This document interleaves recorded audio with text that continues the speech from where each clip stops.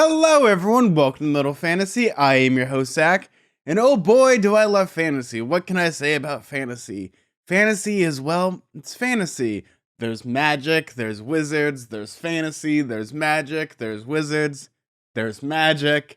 I mean, what can I say about it that hasn't been said? It's a very magical experience, and here on the channel we're just gonna talk about fantasy because fantasy is fantasy. What the? Why is it like 90s green? Oh god, it looks like, what is this music? It's like really familiar and nostalgic. What? Where are my fantasy books? Where's the wizards and the magic and the wizards and the magic and the wizards and the dragons and the magic? Oh, wait. I know why. Looks like we're gonna be talking about Goosebumps. But wait, isn't this a fantasy channel? Yes! But here's the thing. Horror, mystery, and a lot of these genres can transcend into the fantastical. So we're going to be talking about one of my favorite passions other than just straight up fantasy in the traditional sense. We're going to be talking all about Goosebumps. And I've been wanting to say this for a very, very, very long time. Viewers beware! You're in for a scare! Why don't we get into it?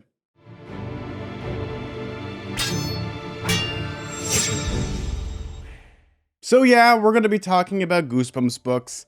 Now for me, I love Goosebumps books. If you were a kid growing up in the late 90s, early 2000s, you couldn't escape these frickin' things. Especially for me, where I've grown up my entire life pretty much born into Goosebumps. I was actually at the correct age where, for me, the books had just ended, but at the same time, people were just dumping their collections. They were either going off to high school or college. And I would go to the used bookstore, and these would be like 5 for 25 cents, sometimes 4 for $1, and so on and so forth. So I would just start grabbing these things, and these are some of the books that actually taught me how to read. I remember my grandma used to be this, and very much an enabler, where she would take me to this place. It was in New Mexico. There's actually, weirdly enough, there were 2 bookstores right next to each other. There was Page 1, and if you went across the street, there was a place called Page 2. Page 1 had more of the newer books, whereas Page 2 was where they would have sections upon sections of these.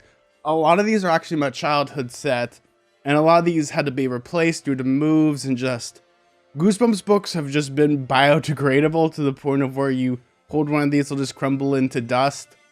And here's the thing when it comes to Goosebumps books, and that is, for me, they're meant to be read. They're meant to be experienced. They've been on my bookshelf for a while. I still read them. I used to do a whole podcast called Nightmare on Fear Street.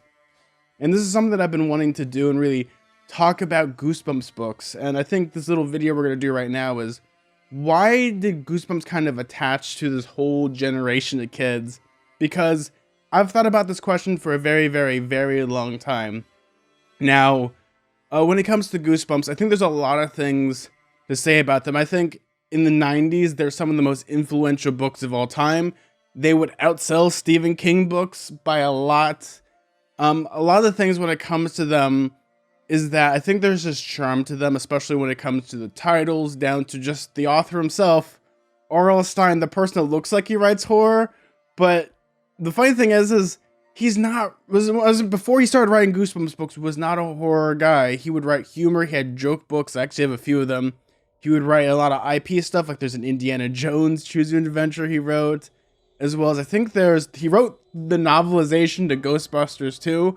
That's something that's in my brain rent-free. But those are the things that I really enjoy about when it comes to him, is that he takes a mixture of funny and scary and really twists and turns them in a way where, to a kid, it's very appealing, especially in the 90s. I have to talk about, the 90s were a weird time. I mean, we live in a weird time now, but the 90s were just gross out humor, boogers, barf, farts, and all those things in between. And we get a lot of these in these books, and I feel like one of the reasons why that is, again, it's peak 90s, but also at the exact same time, what makes it funny is that you're willing to do a bunch of crazy stuff that you could only do in the 1990s, such as, there's some books up here where kids turn into bees, there's this giant slimy gack stuff, like, I mean, 90s is the decade of green slime and gack with Nickelodeon. You have giant hamsters, you have dummies that pretty much just insult and roast people. I mean, we live in an era now where pretty much Slappy was just ahead of his time. We have evil comic book supervillains. We have people trying to steal kids' hands. And they range, especially when it comes to the books. The more you go into the series, the more it kind of changes, going from more horrifying to less of that until it turns more into comedy and comedic elements, where it becomes more of goofy situations where a girl literally turns into a chicken, to pretty much being lost in just this Norse country where you're just trying to find something. And when it comes down to it, what I like about Goosebumps the most is actually, I think one of the most appealing things is the nice artwork that Tim Jacobus did. And this is so iconic that every time I see an interview with him, that's the first thing they bring up.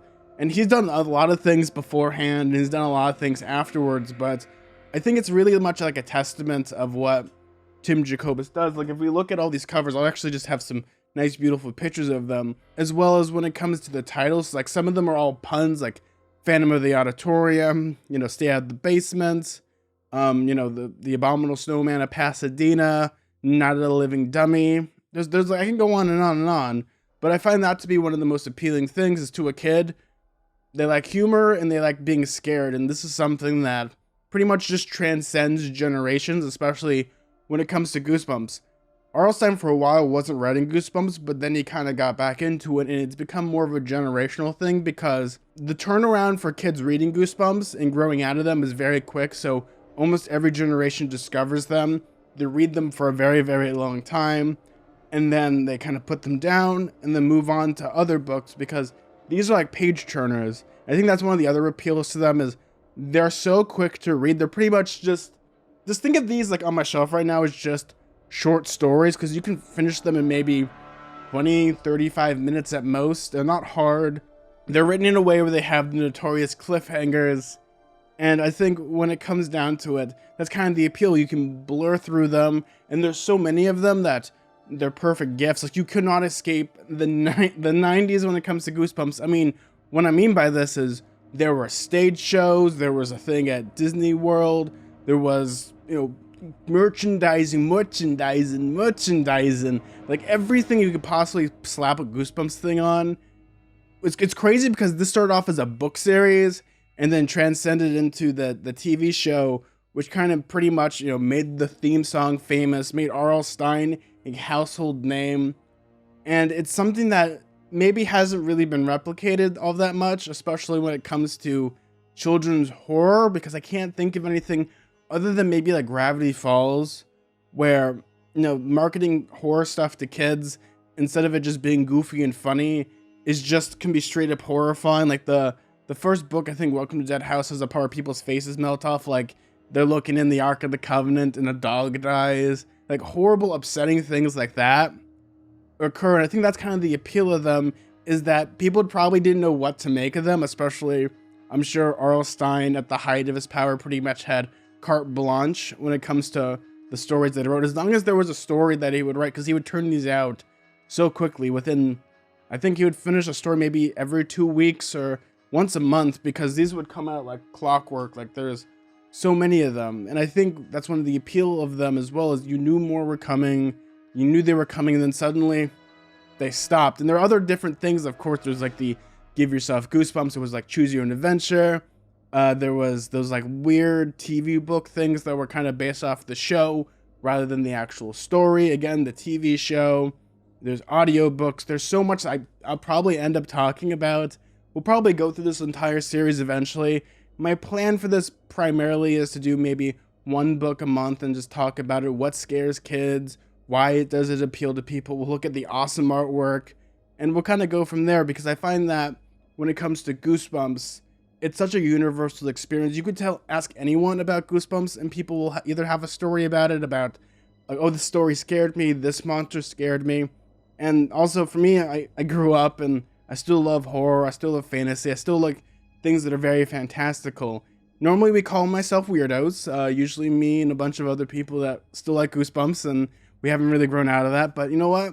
That's okay. Being a weirdo is okay, especially when it comes to books, because hopefully one day I can give these to my kids, or give them to some kid that really, really wants them. And it becomes, again, the passing of the torch. It becomes more of a generational thing. So we'll see what happens with that. I guess I should probably end off by saying what was my favorite story in all the Goosebumps, because I still got more. I have all the Fear Street stuff. I have all the newer stuff that I haven't really read, but I keep buying. For me, my favorite story is actually the Cuckoo Clock of Doom. The reason why is it's horrifying. A kid slowly getting younger and younger until what happens. You just disappear.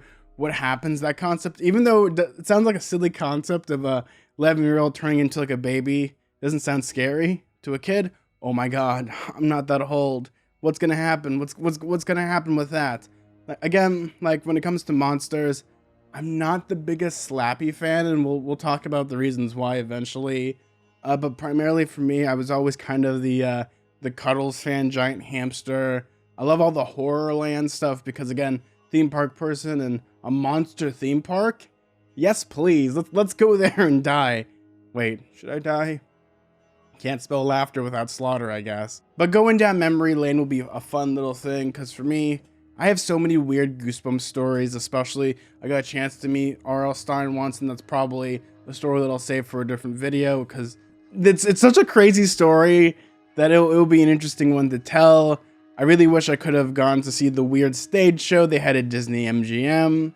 Maybe rewatch a couple of the episodes, because they're all cuddly, warm, and very, very Canadian. How about that? So we'll see what happens with this, but I just wanted to give kind of like a little retrospective and why Goosebumps appeals to so many people.